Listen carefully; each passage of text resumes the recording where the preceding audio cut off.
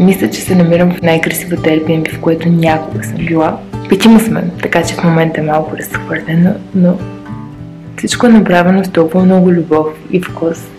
И в момента съм в фитнес частта. Смятам да направя малко йога. Така че след вкусен брънч, дълга разходка и няколко неуморни дни е време да се почина малко психически. Дълго време си мислех, че да се грижиш за себе си означава всяка вечер да се наспиваш добре, да се движиш достатъчно, да се храниш само с подбрана храна и да пиеш изчислено количество вода.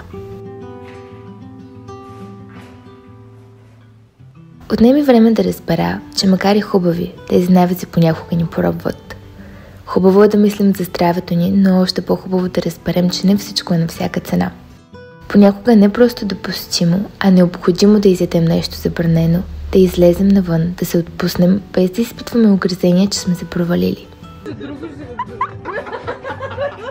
Обикновено се старая да се храня здравословно, да бъда продуктивна и да се грижа за себе си, но след 4 дни в Мадрид отново се припомних, че животът е непрестанно търсене на баланс и на рутината трябва да сме последователи, а не подчинени.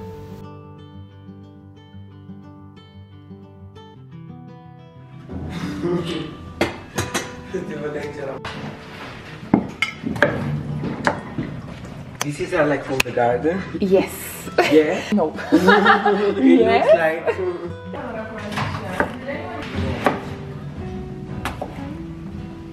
Like milk a bit, it becomes fluffy.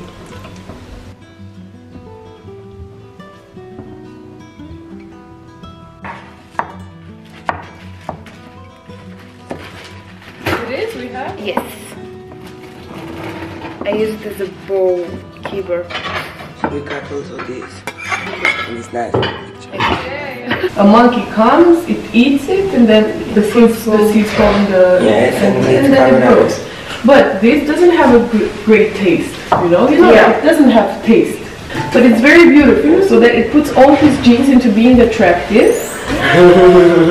So it can reproduce. But В днешното видео реших да ви споделя какво правя, за да се грижа за себе си и да се чувствам добре.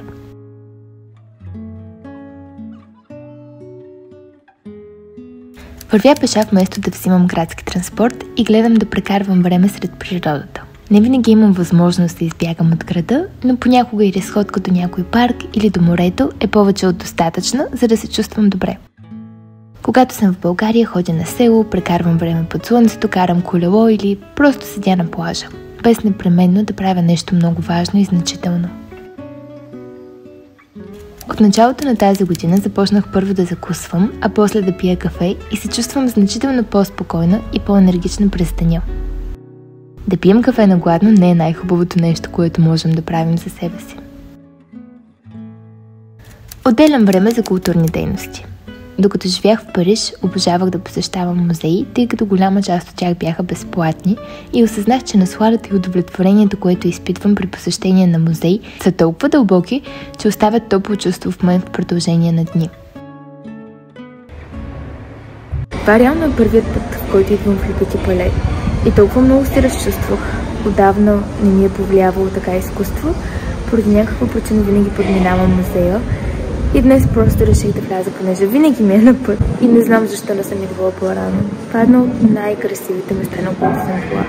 Наистина, отдавна не съм се разплаквала при вида на изкуство. Даже не помня кога последно съм плакала, защото съм влизала в музей. Аз съм влизала в много уникално. Наистина уникално. Не е нужно да разбирате от изкуство. Не мисля, че разбирам от изкуство. Но изкуството е за да те накара да почувстваш нещо. И аз този път почувствах много неща. Така че просто искам да ви го кажа. Идвам тук за неплатена реклама. Доста дълго време исках да си взема витамини като цинк, магнезий и разни други хранителни добавки.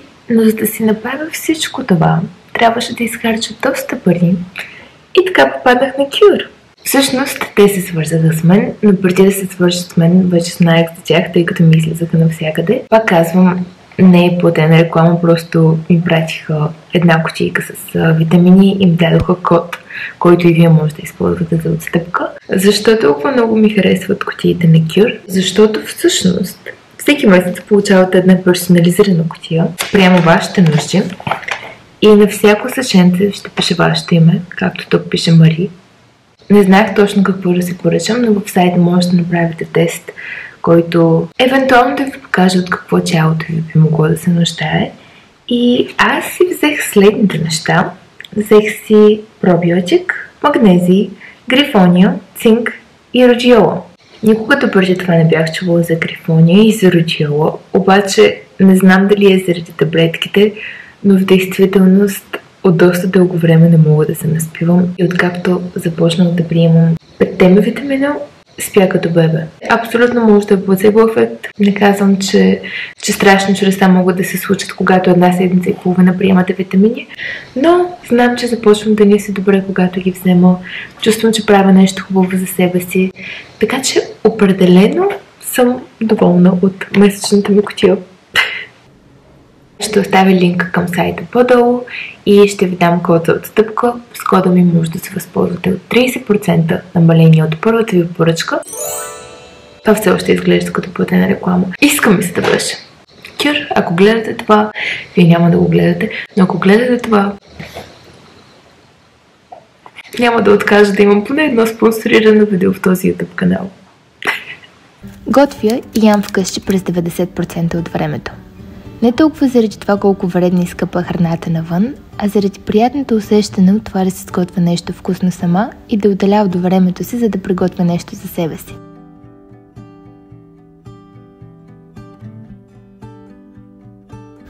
Старая се да прекарвам време с приятели, а когато не мога, просто звъня на любими хора, гледам филми с квартиранта ми отскоро или напомням на близките ми, че мисля за тях. Голяма част. Да, ясно. Тренирам не когато трябва, а когато искам. Не защото искам да постигна нещо, а защото се чувствам добре. Дълго време гледах на тренировките като на досадна дейност, която трябва да свърша. Сега тренирам, защото ми харесва и го правя, когато пожелая. Ако съм уморена, най-вероятно е с причина, така че предпочитам да си почина. Друго нещо, което се опитвам да правя, макар че не знам дали мога да го нарека навик, но опитвам се да преобръщам всяко негативно нещо в позитивно. Днес вали и навън не е много приятно. Аз половината ден се го прекарах вкъщи и после си казах не, искам да изляза. Събота е, почивен ден е, няма значение, че вали, това не означава, че трябва да стоя затворена. И излязах и всъщност е страхотно. Хората са много мили, усмихнати, навсякъде е много приятно. Взех си кафе току-що и се почувствах искрено добре. Плюс това в Каталуния в момента има голям недостиг на вода и проблем с сушата. Затова това, че вали цял ден всъщност е хубаво нещо. Следващия път, в който се сблъскате с нещо неприятно на пръв поглед, потърсете и позитивните страни на ситуацията, защото винаги има такива. Това не означава, че винаги съм позитивна, но се старая.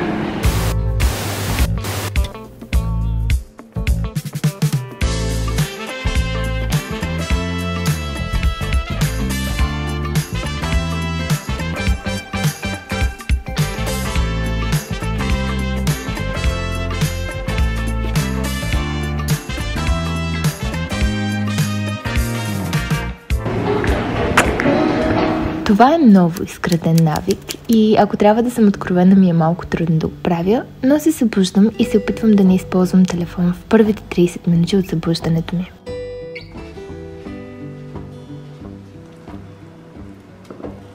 Отново навик, свързан с телефона и със съня ми. Заспивам, слушайки аудиокнига, а не скролвайки. В момента слушам Ема на Джейн Остин в Storytel и заспивам много приятно. И последен навик, спрях да приемам всичко толкова сериозно и понякога просто се отпускам.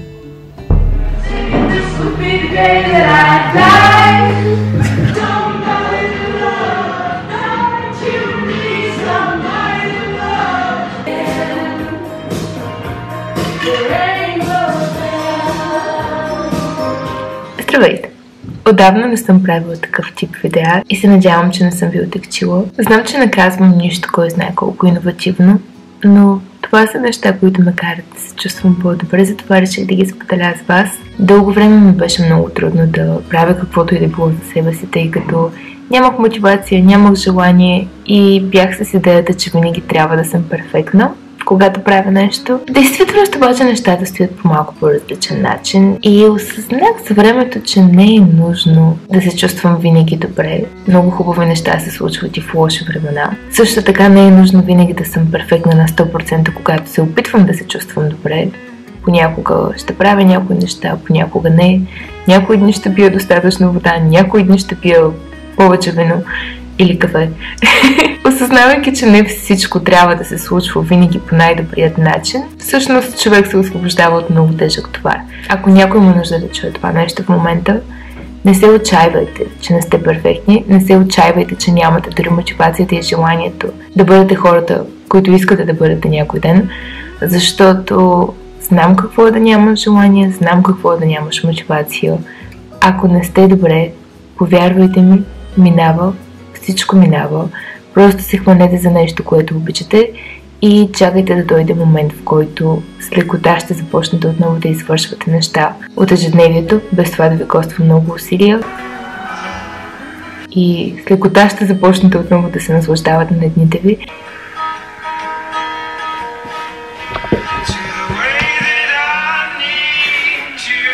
Започнете от най-малкото нещо, добавяйте нещо хубаво за вас всеки ден, пишете, ако това ви помага. Грижете се за себе си, защото малките стъпки водят до големи промени, или поне така обичам да вярвам. Просто исках да сложа това напомняне, че през каквото и да минавате, всичко ще е наред.